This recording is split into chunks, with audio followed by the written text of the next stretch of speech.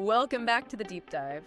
We try to cut through the noise and get to what really matters. So imagine this. You've spent years, maybe even a decade, perfecting your skills, right? Building a career, dreaming about bringing your talent somewhere new. You've played by all the rules, filled out every form meticulously, and then bang, everything just stops. You're stuck in this waiting game, and it feels like it could go on forever. Today we're doing a deep dive into something that's sent ripples of concern through a lot of highly skilled people, especially from India. It's about the employment-based second preference visa, the EB-2. Okay, let's unpack this. Our mission. Figure out why these delays are happening, what it actually means for people, and, if there are any solutions coming down the pipe. Because this isn't just about rules and regulations, it's about real lives, real ambitions hanging in the balance. We want to help you get your head around it. Yeah, exactly. And it's a situation that, it affects people globally, but it's hitting certain groups really hard right now. The U.S. employment immigration system. Yeah. It was meant to bring in talent, fill job gaps, But honestly, it's become this maze of quotas and massive backlogs. So you have these incredibly skilled professionals ready to jump in, contribute, and they're stuck navigating a system that often feels like it's working against them. And this specific EB-2 issue for Indian applicants is really a perfect storm, showing how these bigger system problems are reaching a kind of crisis point. It impacts individuals, definitely, but frankly, it impacts the U.S. economy too. Right, and the big news, the one causing all this concern, pretty major. The U.S. State Department, working with USCIS, that's Citizenship and Immigration Services, they've officially said the EB-2 visa category, it's hit its annual limit for fiscal year 2025. That's it. Done for the year. Yep. Capped out. So, the direct consequence, no more EB-2 visas will be given out until the next fiscal year starts. And that's not until October 1st, 2025. That's over a year away. Exactly. We're looking at a complete freeze lasting more than a year, affecting thousands and thousands of applicants. And just to be clear for everyone listening, the EB-2 category, it's specifically for highly skilled folks. People with advanced degrees, think masters, PhDs, or those with what they call exceptional ability. Like in science or business. Exactly. Science, business, the arts. Fields that are really key for innovation. It's a main route for experts wanting to bring their skills, maybe even start businesses in the U.S. Now, under the law, the Immigration and Nationality Act, Section 203(b)(2, that's the specific bit this category gets, about 28.6% of all the employment-based green cards available worldwide each year. So nearly a third. That's significant. It is significant. Okay. So when this specific category hits its limit, it's not just a small blip. It slows down a really important channel for the talent the U.S. says it wants to attract. Okay, this is where it gets really interesting, I think. While these caps hit everyone, you mentioned the impact on Indian nationals is, well, it's huge, disproportionate even. It feels like more than just large numbers applying. Is there something systemic going on there? Why does India seem to face this freeze so consistently? That's the core of the problem, really. Yes, India has a large population, so more applicants, naturally. But the real issue, it comes down to these per-country limits. See, the basic immigration law, which goes back decades, says no single country can get more than 7% of the total visas in certain categories each year. Only 7%. Just 7%. The idea originally was probably, to ensure diversity, stop any one country dominating. But fast forward to today's world. You have countries like India that are absolute powerhouses for skilled talent, especially in IT, engineering, medicine. So these 7% caps create this, artificial bottleneck. Even if Indian professionals qualify and are next in line based on when they applied, they hit this ceiling. The demand from India just massively outstrips that 7% allowance. And that's what leads to these backlogs stretching out for literally decades. Wow. So a rule meant for diversity is now causing this massive disparity. That's something. And you mentioned earlier, at the heart of the wait for each individual is this thing called a priority date. For someone stuck in this, how critical is that date? Oh, the priority date is everything. It's basically your number in the queue. It's set when your first main immigration petition, usually the I-140 form, gets officially filed. Now, for EB-2 applicants from India, the latest update, the September 2025 Visa Bulletin, shows that date is frozen. Set to January 1st, 2013. 2013, so over a decade ago. Over a decade. And this isn't just, some bureaucratic detail. It means only people whose petitions were filed before January 1st, 2013 have any chance of moving forward right now. Anyone who filed after that, their application is just stopped. No movement. For potentially years. I talked to clients, brilliant people, accomplished. They describe it as living in limbo. It affects everything. Buying a house, planning a family. I remember one engineer filed in 2012, so just before the cutoff, thankfully. He told me it felt like building your dreams on quicksand. You put in all this effort, but the ground keeps shifting. It's incredibly stressful. Yeah, I can only imagine. The sheer length of these waits is hard to grasp. It's not just paperwork, it's people's lives completely on hold. And, this backlog problem, it's not just EB-2, is it? We see similar long waits for EB-3 applicants from India, too. I mean, I saw the EB-3 date for India move forward a bit recently to April 2023, I think.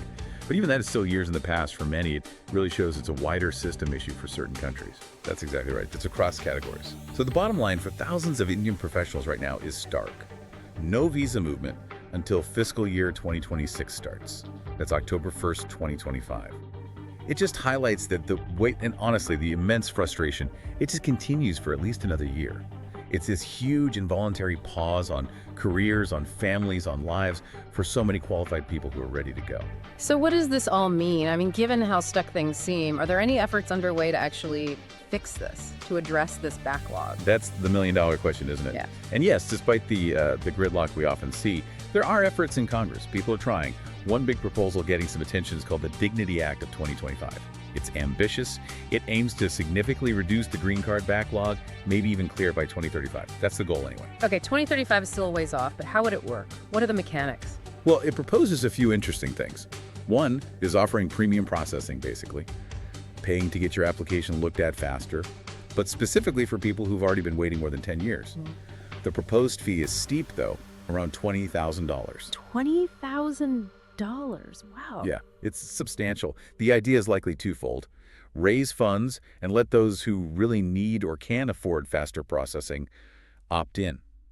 It also tries to tackle the per-country caps directly, suggesting raising them from the current 7% up to 15%. That would be a pretty big jump. And another really crucial part, it proposes not counting dependents, spouses, and kids against the main visa numbers. Oh, that could make a huge difference, couldn't it? Free up a lot of spots. Potentially tens of thousands every year.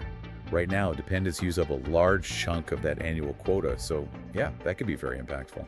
The Dignity Act sounds like it's trying to tackle it from multiple angles, but immigration reform is notoriously tricky. What are the potential roadblocks or criticisms that could stop something like this? Well, that's the challenge. Because it is comprehensive, it touches on lots of different immigration issues, border security, employment visas, everything. Yeah. And that complexity can actually be its biggest weakness. Immigration reform is just. It's incredibly politically charged, always has been. Raising those per-country caps, for instance, great for India, maybe, but smaller countries might worry they'll lose out. Or some might argue it undermines the original diversity goal and that premium processing fee. You'll definitely hear criticism that it creates a pay-to-play system favoring the wealthy. Plus, tying things like high-skilled visa reform to border security often creates these legislative logjams, right? Different groups want different things, and it gets stuck. Yeah, that makes sense. It's a complex political minefield. So the Dignity Act is broad. Are there other bills maybe focused more narrowly on just those per-country caps since they seem like such a key issue? Yes, definitely. There's another important piece of legislation, often called the Fairness for High-Skilled Immigrants Act. Sometimes it's referred to as the Equal Access to Green Cards for Legal Employment Act. Quite a mouthful. Its main goal is much simpler, much more targeted. Get rid of the per-country limits entirely for employment-based visas. Just eliminate them. Completely. If that passed, it would be a genuine game changer, especially for people from India. It would mean visas get issued strictly based on when you applied your priority date and your qualifications, not where you were born. This could slash the backlog for Indian professionals, potentially by many, many years. It would create a true first-come, first-served system within the employment categories. That sounds almost too straightforward given the politics. What's the catch? What's the resistance there? Well, the resistance often comes from similar places. Some argue that removing the caps could lead to a few large countries, like India, dominating the flow entirely for years until their backlog clears, potentially disadvantaging applicants from other nations. There are also arguments about potential brain drain effects on smaller countries if all the employment visas suddenly go to larger ones for a period. And again, the diversity argument comes up. Does eliminating the caps undermine the goal of having immigrants from a wider range of countries? So it becomes this debate about different kinds of fairness, fairness to the individual in the queue versus fairness or diversity across nations. Right, a clash of different principles. It really highlights how complex setting immigration policy is. So, okay, we have these legislative efforts, the Dignity Act, the Fairness Act. They offer some hope, a glimmer perhaps, but We have to be realistic, don't we? Getting any major immigration reform through Congress, especially now, it's a long shot. These bills pop up, they get debated, but often they just fizzle out. And even if one did pass, implementing it takes time. Years, maybe. So while it's good to know people are working on solutions, it doesn't offer much immediate comfort for someone stuck in that EB-2 freeze right now, does it? No quick fixes. No, absolutely not. No quick fixes. And that brings us back to, well, what can people do now? What's the practical advice for Indian EB-2 applicants facing this freeze? First, just to hammer it home. No new visas are coming until October 1st, 2025. That's fiscal year 2026. That means the visa bulletin. It's almost certainly not going to move forward for EB-2 India before then. Maybe tiny shifts, but nothing significant. So what can you do? Well, obviously, keep a very close eye on those monthly visa bulletins. You need to know if anything changes, however small. That's crucial. But beyond that, people really need to think about backup strategies. What does that look like in practice? It varies a lot depending on the person's situation. For some, it might mean looking into other visa types, maybe an O1 visa if they have genuinely extraordinary ability in their field. Those don't always have the same cap issues. For others, and this is happening more and more, it means seriously looking at opportunities in other countries. Canada, the UK, Australia. They've actually streamlined their processes to attract exactly this kind of high-skilled talent. They're actively recruiting the people the U.S. system is currently putting on hold for years. So it's about, not putting all your eggs in the U.S. basket. Research all the options, inside and outside the U.S., and stay informed about what's happening with those potential laws in Congress. Maybe there will be opportunities to advocate or lend support if something starts moving. Yeah, that's solid advice. And like our source material put it, quite bluntly, the depletion of EB-2 visas for FY 2025 underscores the acute challenges Indian professionals face in securing U.S. permanent residency. It's just a stark reminder of the reality on the ground. Definitely. And if we connect this to the bigger picture for a moment, right? These specific delays, especially for Indian EB-2 folks, they really throw a spotlight on this broader tension in immigration policy, don't they? You have these immigration systems, many designed decades ago, trying to cope with a super fast-paced, globalized market for talent today. This raises an important question. Are the current rules actually fit for purpose? Are they helping countries attract and keep the highly skilled people who drive innovation and economic growth? Because we're in a global race for talent, right? And when one major country effectively tells highly skilled people, sorry, wait for 5, 10, 15 years, those people don't just vanish. They go elsewhere. Exactly. They take their skills, their ideas, their potential businesses somewhere else. So you get this kind of reverse brain drain from the U.S., a missed opportunity for innovation and jobs that these individuals could have created here. And beyond the economics, there's the human costs. We talked about the stolen careers, the families kept apart. That has to be part of the policy conversation too. It absolutely does. The uncertainty around these laws, combined with the very real, very human impact of waiting year after year, it makes me wonder about the long run. What happens when a system meant to draw in the best and brightest ends up leaving them stuck in limbo for so long? What kind of message does that send to the next wave of innovators around the world thinking about where to build their future? That's definitely something for high-skilled immigrants and policymakers to chew on as they think about the future of talent, immigration, and, well, national interest. Thank you for joining us on this deep dive today. Keep questioning, stay curious, and we'll catch you next time.